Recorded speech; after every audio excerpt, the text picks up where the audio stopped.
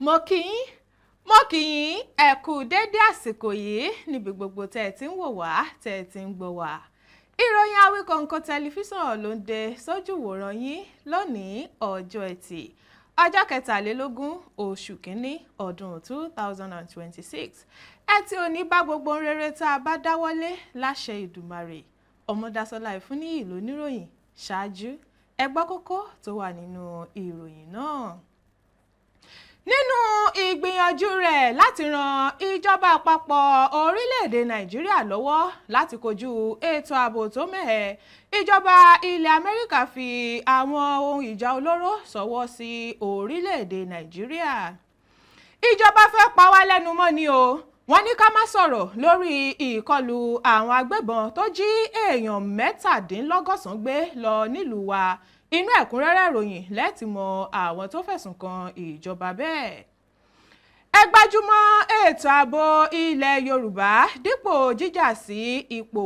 Sunday Igboho ló ké gbàjarè bẹ́ẹ̀ sáwọn ọba ilẹ̀ Yorùbá. Lẹ́yìn tí wọ́n gba 20 mílíọ̀nù náírà, ajínigbé tú ọmọọba tí wọ́n jí gbé ní ìpínlẹ̀ Kwara sílẹ̀. Wọ́n ní kí kábíyèsí sì máa gbatẹ́gùn lákàtà wọn. Èdè àìyedè láre o láàrin àgbà ọ̀jẹ̀ olórin Afrobeat méjì. Kí ló fa gbàgbós láàrin Seun Kuti àti Wizkid? Ẹ gbọ́ nínú ẹ̀kúnrẹ́rẹ́ ìròyìn. Ní báyìí ẹ gbọ́ ìròyìn náà lẹ́kùnrẹ́rẹ́. Ìjọba ilẹ̀ Amẹ́ríkà ti fi àwọn ohun ìjà olóró ṣọwọ́ sí orílẹ̀-èdè Nàìjíríà nínú ìgbìyànjú rẹ̀ láti ran ìjọba àpapọ̀ lọ́wọ́ láti kojú ètò ààbò tó mẹ́hẹ. Èyí ló jẹyọ nínú àtẹ̀jáde kan lójú òpó X iléeṣẹ́ ìjọba ilẹ̀ Amẹ́ríkà tó ń rí sí ọ̀rọ̀ ilẹ̀ Áfíríkà, United States African Command AFRICOM. AFRICOM sọ pé ìbáṣepọ̀ tó dánmọ́rán ló wà láàrin ìjọba orílẹ̀-èdè méjèèjì. Amẹ́ríkà sì ṣetán láti ran Nàìjíríà lọ́wọ́ láti kojú ìṣòro ètò ààbò. Ìgbésẹ̀ yìí ló ń wáyé lẹ́yìn tí iléeṣẹ́ ọmọ ogun Amẹ́ríkà fi àdó olóró ṣọwọ́ sí ibùba àwọn agbésùmọ̀mí ní ìpínlẹ̀ Sokoto. Lẹ́yìn ìkọlù náà ní ààrẹ ilẹ̀ Amẹ́ríkà Donald Trump sọ pé òun tún lè ṣe ìkọlù míì sí àwọn agbésùmọ̀mí ní Nàìjíríà tí wọn ò bá dẹ́kun fífi ẹ̀mí àwọn ọmọlẹ́yìn Kristi ṣòfò. Ẹ̀wẹ̀, ìjọba ilẹ̀ Amẹ́ríkà kò sọ ní pàtó irúfẹ́ ohun ìjà olóró tó fi ṣọwọ́ sí orílẹ̀-èdè Nàìjíríà. Wáyé o, àwọn ọmọ Nàìjíríà ti bẹ̀rẹ̀ sí fi èròǹgbà wọn léde lórí ìgbésẹ̀ Amẹ́ríkà lórí fífi ohun ìjà olóró ọ̀hún ránṣẹ́ sí orílẹ̀-èdè Nàìjíríà. Sẹ́nitọ̀ tó ń sojú àárín gbùngbùn ìpínlẹ̀ Kaduna nílé aṣòfin àgbà Shehu Sani ti sọ pé ohun tó dára ni Amẹ́ríkà ṣe bó ṣe fi ohun ìjà náà ṣọwọ́ sí orílẹ̀-èdè Nàìjíríà.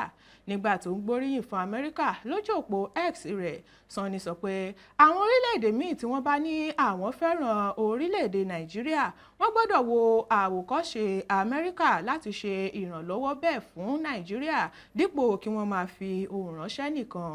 Lójú òpó X, àwọn ọmọ Nàìjíríà kan gbóríyìn fún ìjọba Amẹ́ríkà fún ìgbésẹ̀ náà. Bẹ́ẹ̀ làwọn kan tún sọ pé afúnni nífìlà gba òdìdí orí lọ́wọ́ ẹni òní Amẹ́ríkà. Àwọn kan tilẹ̀ sọ pé ó ṣeéṣe kó jẹ́ àwọn agbésùmọ̀mí ni yóò lo ohun ìjà náà kẹ́yìn. Àwọn ọmọ Amẹ́ríkà míì tún sọ lójú òpó X náà pé kò tọ́ kí ìjọba máa fi owó orí àwọn kọjú ìjà sí agbésùmọ̀mí ní Áfíríkà nítorí ìjà náà kò kan àwọn rárá. Àwọn aráàlú Kúmiwálé ní ìjọba ìbílẹ̀ Kàjúrù ní ìpínlẹ̀ Kaduna níbi tí àwọn agbébọn ti jí èèyàn 17 gbé lọ́jọ́ Àìkú tó kọjá yìí. Wọ́n ti fẹ̀sùn kàn pé àwọn aláṣẹ ń gbìyànjú láti pa àwọn lẹ́nu mọ́ lórí ìṣẹ̀lẹ̀ náà. Àwọn èèyàn náà sọ fún iléeṣẹ́ oníròyìn kan lọ́jọ́rú ọjọ́ 21 oṣù kínní ọdún yìí pé àwọn aláṣẹ ń sọ fún àwọn aráàlú pé kí wọ́n yéé bá àwọn akọ̀ròyìn sọ̀rọ̀. Bẹ́ẹ̀ ni wọ́n sì ń dènà àwọn akọ̀ròyìn láti wọ inú ìlú náà. aráàlú kan tí kò fẹ́ fi orúkọ rẹ̀ léde nítorí ààbò sọ pé àwọn aláṣẹ ṣèkìlọ̀ fún àwọn aráàlú wípé wọn ò gbọ́dọ̀ sọ ohunkóhun lórí ìkọlù náà fún àwọn akọ̀ròyìn kankan. Àwọn tí wọ́n jí àwọn èèyàn wọn gbé àti àwọn tí ìṣẹ̀lẹ̀ náà ṣojú wọn sọ pé inú ìbànújẹ́ àti ìbẹ̀rù làwọn aráàlú wà láti ìgbà tí ìkọlù náà tó ti wáyé nítorí kò sí ètò ààbò tó péye fún àwọn. Gómìnà ìpínlẹ̀ Kaduna Uba Sani ó padà ṣe àbẹ̀wò sí ìlú Kumiwale lẹ́yìn ọjọ́ mẹ́ta tí ìkọlù náà ti wáyé tó sì jẹ́jẹ́ láti pèsè ibùdó àwọn ọmọ ogun sí agbègbè náà. Bákan náà ló tún kéde láti pèsè àwọn ohun ìdẹ̀kùn fáwọn tí wọ́n lùgbàdì ìkọlù àwọn agbébọn náà tó fi mọ́ pípèsè ètò ìlera fún wọn. Iléeṣẹ́ ọlọ́pàá àtàwọn aláṣẹ ìjọba ìbílẹ̀ Kajuru wọ́n ti kọ́kọ́ jiyàn lórí ọ̀rọ̀ náà pé kò rí bẹ́ẹ̀ kó tó di pé wọ́n tún wá yí ohun padà báyìí. Gómìnà Sani sọ pé àwọn èèyàn sí iléeṣẹ́ ọlọ́pàá gbọ́ lórí ọ̀rọ̀ náà ni tó sì fẹ̀sùn kàn pé àwọn èèyàn ti fẹ́ máa ti ọwọ́ òṣèlú bọ ìkọlù náà. Ó wá fi kún pé akitiyan ti ń lọ láti ṣiṣẹ́ pẹ̀lú àwọn ẹ̀ṣọ́ ààbò láti ṣàwárí gbogbo àwọn èèyàn tó wà lákàtà àwọn ajínigbé ọ̀hún. Gbajúmọ̀ ajàfẹ́tọ̀ọ́ ọmọnìyàn tó ń pè fún ìdásílẹ̀ Yorùbá Nation ní Sunday Adéyẹmọ tí ọ̀pọ̀ mọ̀ sí Sunday Ìgbòho ló ti rọ àwọn ọba ilẹ̀ Yorùbá láti fi ìmọ̀ ṣọ̀kan lójúnà àti gbógun ti ètò ààbò tó mẹ́hẹ. Ìgbòho ní àwọn ọba nílò láti gbé ìfàǹfà tó bá ń wáyé láàrin wọn tì kí wọ́n sì fọwọ́sowọ́pọ̀ lójúnà àti mú ìdàgbàsókè bá ilẹ̀ Yorùbá. Ìgbòho nínú àtẹ̀jáde kan tó fi léde lọ́jọ́ Ìṣẹ́gun ló ti sọ pé kì í ṣe ohun ìwúrí rárá pé àwọn ọba ilẹ̀ Yorùbá tí ipò wọn ṣe pàtàkì sí ìtàn ilẹ̀ Yorùbá wọn bára wọn fa onírúurú awuyewuye. Ó sọ èyí látàrí ìfàǹfà tó ń wáyé láàrin Olúbàdàn ti ilẹ̀ Ìbàdàn Ọba Rashidi Ládọjà àti Aláàfin Ọ̀yọ́ Ọba Hakeem Ọ̀wọ́adé lórí ipò alága àwọn lọ́balọ́ba ìpínlẹ̀ Ọ̀yọ́. Ìgbòho wòye pé àwọn lọ́balọ́ba ilẹ̀ Yorùbá wọ́n ní àwọn nǹkan tó ṣe pàtàkì jù bẹ́ẹ̀ lọ tí wọ́n nílò láti kojú bí àwọn agbébọn àti agbésùnmọ̀mí tí wọ́n fi àwọn igbó ẹkùn gúúsù ìwọ̀ oòrùn tó jẹ́ ilẹ̀ Yorùbá ṣe ibùgbé. Ó wá rọ àwọn ọba náà láti ṣe ara wọn ní irinṣẹ́ ìṣọ̀kan àti ìdàgbàsókè ètò ọrọ̀ ajé kí wọ́n sì ṣiṣẹ́ pọ̀ láti dá ààbò bo àwọn èèyàn lọ́wọ́ ìkọlù àwọn agbébọn dípò jíjà sí ipò. Bákan náà ló tún pè fún ìdásí àwọn olórí ilẹ̀ Yorùbá míì bíi Ọọ̀ni Ilé-Ifẹ̀ Ọba Ẹnìtàn Adéyẹyè Ògúnwùsì àti Olúgbọ́n Ọba Francis Olúṣọlá Àlàó láti dá sí ọ̀rọ̀ ipò alága àwọn lọ́balọ́ba tó ń fa awuyewuye náà. Bákan náà ló ní wíwà ní ìṣọ̀kan àwọn ọba aláyé náà ni yóò mú ìdàgbàsókè bá ilẹ̀ Yorùbá. Àwọn ajínigbé ti yọ̀ǹda ọmọkùnrin kábíyèsí ọba Simeon Ọlánìpẹ̀kun ti ìlú Ààfin Ìlérè ní ìjọba ìbílẹ̀ Ìfẹ́lódùn ní ìpínlẹ̀ Kwara tí wọ́n jí gbé. Ọ̀kan lára àwọn mọ̀lẹ́bí ọba Ọlánìpẹ̀kun ló fi ìdí ìròyìn náà múlẹ̀ fáwọn oníròyìn. Lásìkò tó ń fìdí ìṣẹ̀lẹ̀ yìí múlẹ̀, oníwàásù ìjọ tí kábíyèsí náà ń lọ Samuel Ajayi ó ní lóòótọ́ ni wọ́n ti yọ̀ǹda Ọláolú ọmọ kábíyèsí ọ̀hún. Ó fi kún pé 20 mílíọ̀nù náírà ni àwọn ajínigbé ọ̀hún gbà kí wọ́n tó yọ̀ǹda Ọláolú. Ó ṣàlàyé pé 50 mílíọ̀nù náírà ni wọ́n béèrè fún ṣùgbọ́n 20 mílíọ̀nù ò ní àwọn rí kó jọ. Ajayi sọ pé àwọn ajínigbé náà ní káwọn gbé owó ọ̀hún wá sí agbègbè Òrèké ní ìjọba ìbílẹ̀ Ìfẹ́lódùn ní ìpínlẹ̀ Kwara.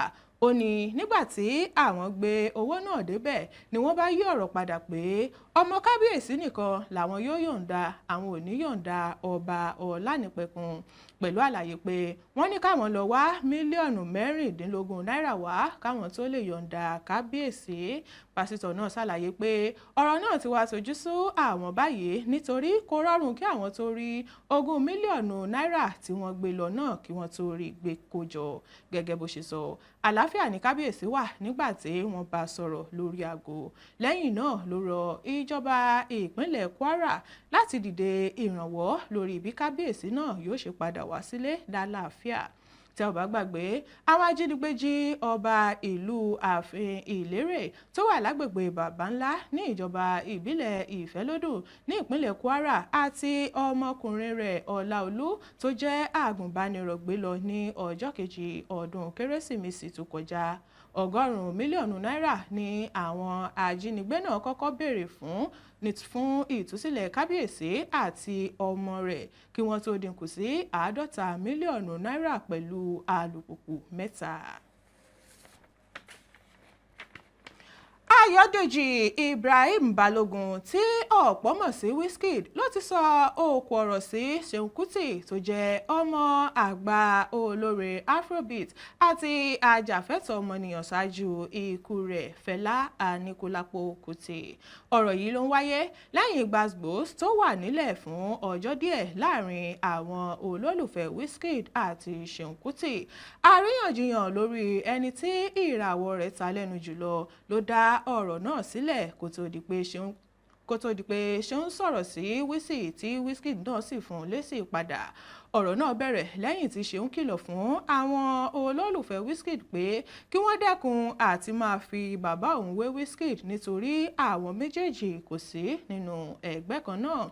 Ṣeun sọ pé ògbóǹtarìgì ajàfẹ́tọ̀ọ́ ọmọnìyàn òun ni bàbá òun jẹ́, yàtọ̀ sí pé ó jẹ́ olórin tó gbé odidi àwo 52 jáde, nítorí náà ó yẹ kí àwọn èèyàn bu ọlá tirẹ̀ fún un. Ó ní àrífín ni kí àwọn ọmọ ayé òde òní máa fi bàbá òun wé Wizkid. Lẹ́yìn náà ni àwọn olólùfẹ́ Afrobeat kọ́ bẹ̀rẹ̀ sí ní gbé fídíò tí wọ́n sì fi ohùn ránṣẹ́ sí àwọn òbí Wizkid kí ó tó di pé òun náà sọ̀rọ̀ sókè nínú ìdáhùn rẹ̀. Wizkid fi ọ̀rọ̀ ràbìtì pẹ̀lú àwọn èébú ṣọwọ́ sí Ṣeun lójú òpó Instagram rẹ̀.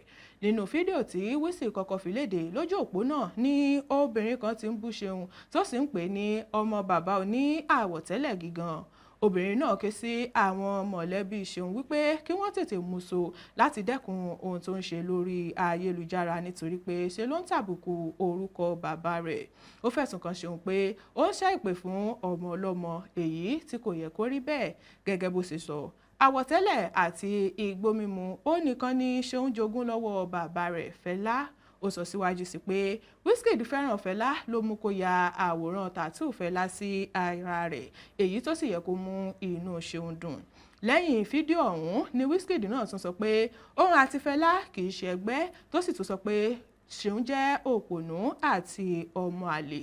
Ọ̀rọ̀ náà ti dá àríyànjiyàn sílẹ̀ láàrin àwọn olólùfẹ́ orin Afrobeat àti àwọn méjèèjì, bí àwọn kan ṣe ń bu ẹnu àtẹ́ lu Wizkid pé ọ̀rọ̀ tó sọ kò bójú mu, bẹ́ẹ̀ làwọn míín ṣègbè lẹ́yìn rẹ̀ pé ohun tó yẹ Ṣeun ò ní Wizkid ṣe fún òun. Wáyé o, Ṣeun kò sí ìfèsì kankan lásìkò tí à ń kó ìròyìn yìí jọ lórí ọ̀rọ̀ náà. tó mọ́dẹ̀mọ́gẹ̀ ìpéǹpéjú báyìí ó ń là láfìlà tó bá ti ń kọjá ìpéǹpéjú àdìbàbà ṣé ò sí nǹkan. Ìròyìn lórí Awíkonko tẹlifíṣàn kò ní jù báyìí lọ fún tòní. Ọmọdásọlá Ìfúnníyì lóníròyìn. Ẹ ṣeun tẹ́ ń wò wá, tẹ́ ń tẹ́tí sí wa. Ó dìgbà kan náà, ire o.